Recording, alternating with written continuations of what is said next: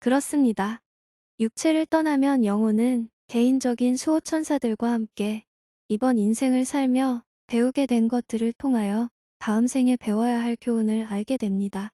그리고 갚아야 할 인연의 과보를 결정하고 이러한 목적을 달성하기 위해 다음 인생에서 서로 영향을 주고받는 사람들 또한 다시 선택하게 됩니다. 그러한 이유로 가족이란 제도는 교훈을 배울 수 있는 완벽한 시스템이라 할 수 있습니다.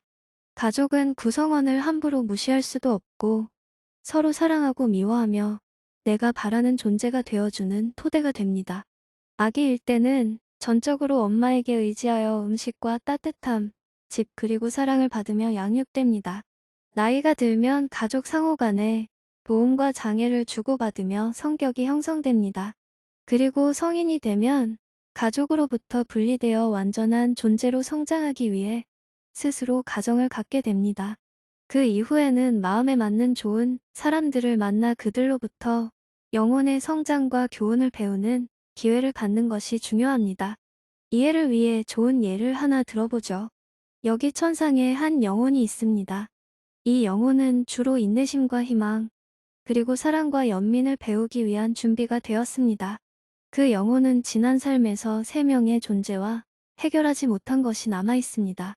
그래서 이번 생에 그중 한 존재를 어머니로, 또 한 존재는 아버지로, 그리고 세 번째는 자신의 동생으로 선택하게 되었습니다. 그녀는 과거 인도에 살 때 고의적으로 죽게 한 그 영혼을 자신의 어머니로 선택한 것입니다. 그는 어머니에게 각별한 사랑과 도움을 줌으로써 지난 생의 빚을 갚고자 선택하였던 것입니다. 또 다른 생이었던 러시아에서 그는 한 사람의 생명을 구해준 적이 있는데 이번 생에 그를 아버지로 선택하였던 것입니다. 아버지는 그녀에게 갚아야 할 희망과 신념을 지니고 살게 될 것입니다. 세 번째로 선택한 동생은 지난 러시아의 생에서 그에게 관용을 베풀지 못했으며 사회적으로 매장시키는데 큰 역할을 하였습니다. 이번 생에 그녀는 동생으로 인해 여러 가지 문제와 고통을 겪게 되겠지만 동생을 통해 인내와 연민을 배우게 될 것입니다.